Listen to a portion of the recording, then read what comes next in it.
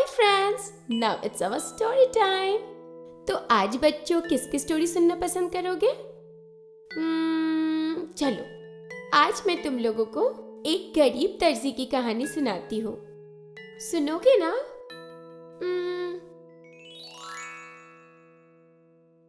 एक छोटा सा गांव था। उस गांव में एक गरीब दर्जी और उसकी बीबी रहते थे।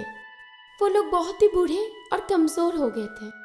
उसकी बीबी उसको सिलाई कढ़ाई में मदद करती थी, लेकिन उसकी भी आंखें कमजोर हो गई थी। धीरे धीरे उनके पास काम आना बंद हो गया था, जिसकी वजह से उनके पास रोज के खर्चे के लिए भी पैसे नहीं रह गए थे। गांव में होली का फेस्टिवल था। चारों तरफ खुशियों का माहौल था। एक दिन अचानक गांव के एक लड़के को जब बाकी सारे दर्जियों ने कपड़े सिलने के लिए मना कर दिया, तो वो मजबूर होकर इस दर्जी के पास आ गया और 2 दिन के अंदर 2 जोड़ी कुर्ते पजामे सिलने के लिए दे गया। वो बूढ़ा दर्जी और उसकी बीबी खुश तो हुए, लेकिन परेशान भी हो गए। 2 दिन में 2 जोड़ी कपड़े कैसे बनाएंगे? फिर भी दोनों मिलकर आधी रात तक काम करते रहे, लेकिन काम पूरा नहीं हुआ। दोनों काफी थक गए थे, इसलिए सिलाई मशीन के पास ही अधूरे काम को छोड़कर दोनों सो गए। अगले दिन सुबह उठकर देखा तो दोनों कुर्ते पैजामे बाकायदा सिले हुए रखे थे। दोनों बहुत खुश भी हुए और हैरान भी। उन्होंने सोचा भगवान ने उनकी मदद कर दी है, और उसी दिन उस लड़के को बुला के वो कुर्ते पैजामे दे दिए। उस लड़के को उनकी सिलाई कढ़ाई बहुत पसंद आई और उसने अपने सारे दोस्तों को दिखाया। सब उनका काम देख के बहुत इम्प्रेस हुए।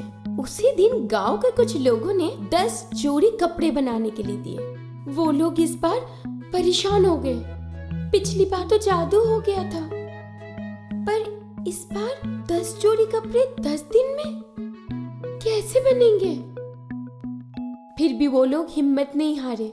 उन बूढ़े हाथों से काम करना शुरू कर दिया। देर रात तक काम करने लगे, फिर थक हार के सो गए। सुबह जब दोनों आँख खोलते हैं, देखते हैं 10 जोड़ी कपड़े सिल के रखे हुए हैं। वो लोग तो बहुत खुश हो गए। उन दोनों ने ऊपर वाले का लाख लाख शुक्रिया अदा किया। फिर क्या था, उन लोगों के पास काम की बारिश शुरू हो गई। हालात सुधरने लगे। उस दर्जी ने 6 महीने के अंदर एक कपड़े की दुकान खोल ली और गांव की गरीब और अनाथ औरतों को अपनी दुकान पे काम पे रख लिया। एक दिन रात को दर्जी की बीबी की अचानक आंख खुल जाती है। उसको अजीब और गरीब कुछ आवाज सुनाई देती है। उस आवाज को फॉलो करते हुए आगे जाके देखा और वो हैरान हो गई। 7 नन्ही परियां अपने जादू से कपड़ों की सिलाई कढ़ाई कर रही हैं। फिर दर्जी की बीबी ने अपने पति को बुलाया और सब कुछ दिखाया। दोनों हैरान हो गए। इतनी छोटी छोटी नन्ही परियां बिल्कुल उंगली की साइज की थीं। वो लोग सारे काम कर रहे थे।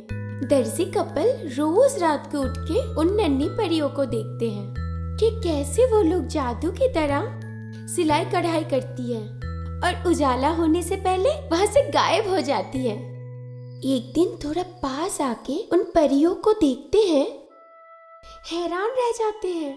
नन्हे परियों के बदन पे एक भी कपड़ा नहीं था, सिर्फ छोटे छोटे पत्तों से अपने आप को ढक रखा था। वो लोग बेहद ही दुखी हो गए। जो परियां उनके लिए इतने सारे कपड़े बना के देती हैं, उनके बदन पर कपड़े तक नहीं।